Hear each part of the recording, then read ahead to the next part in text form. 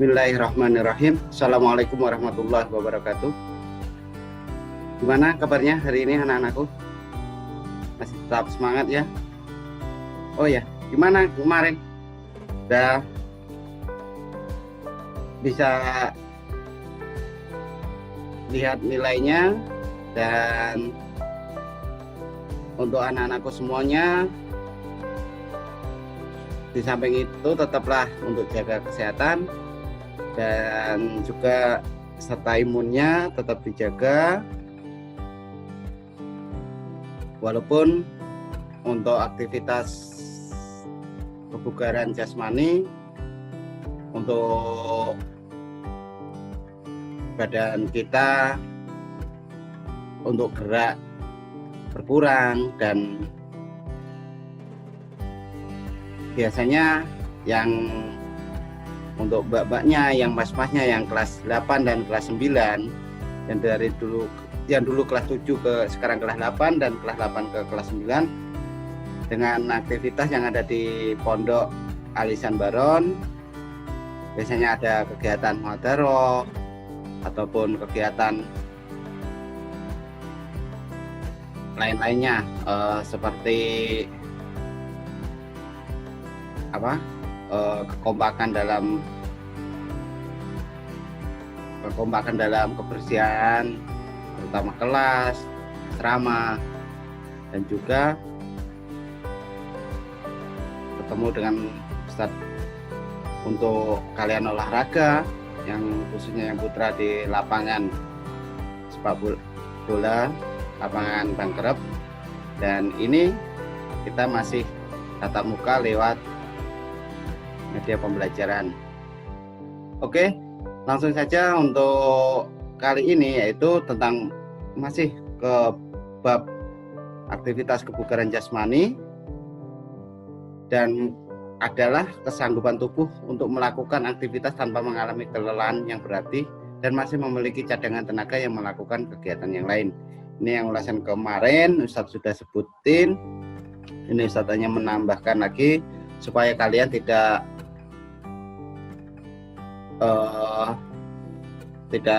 lupa terkait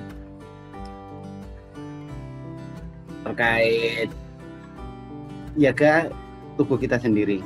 Jadi masih ada cadangan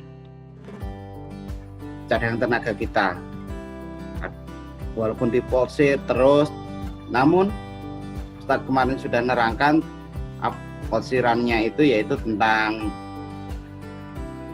pertama itu istirahat yang cukup, makanan yang bergizi, dan lainnya.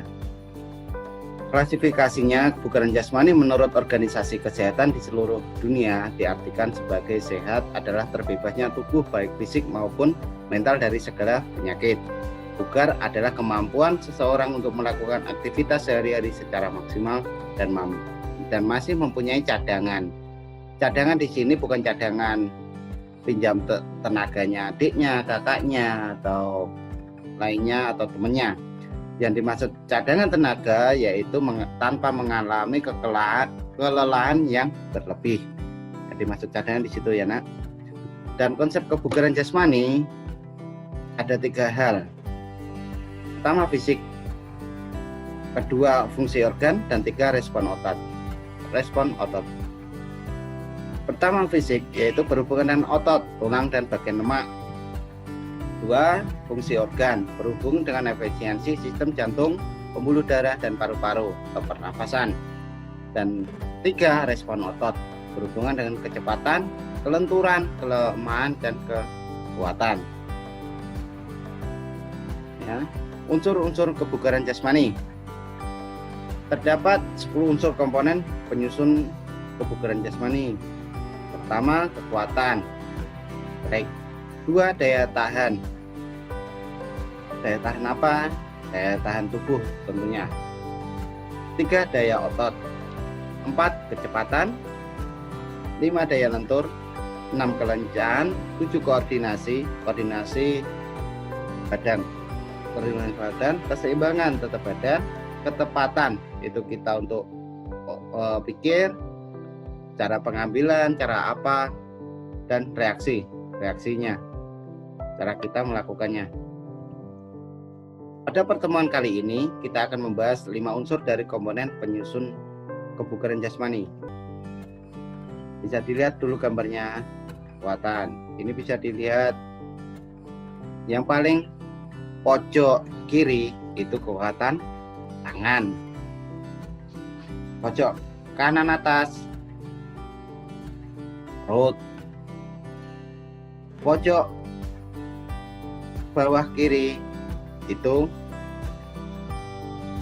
perut tapi untuk tulang belakang, ya bisa dilihat semuanya.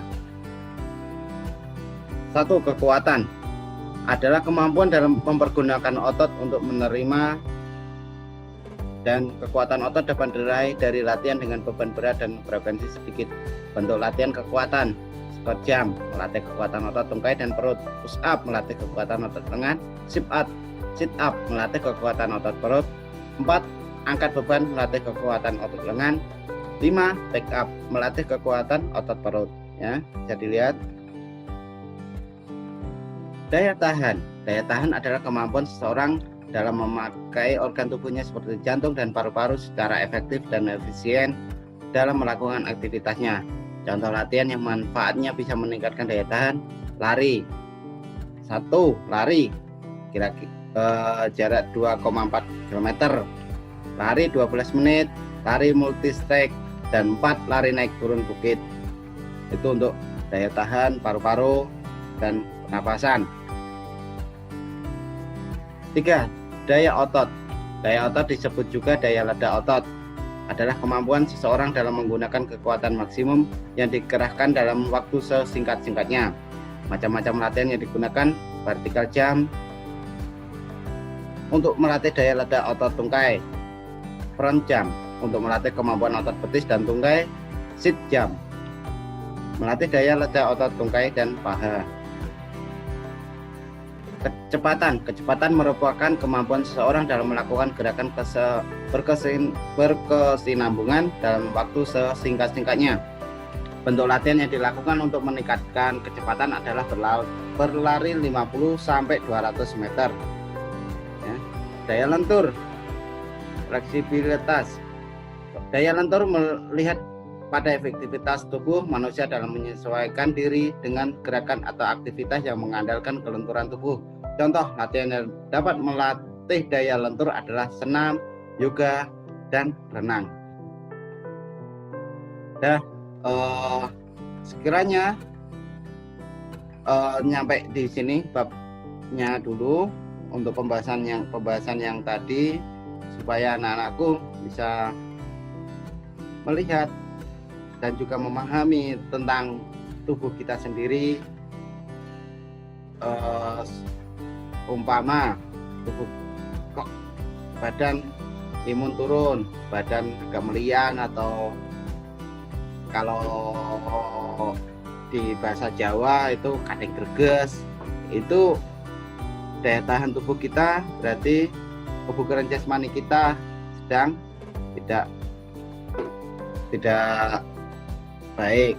Jadi untuk bab ini, untuk anak-anakku mohon diterapkan dengan amat sangat, dengan istirahat yang cukup, makanan yang bergizi.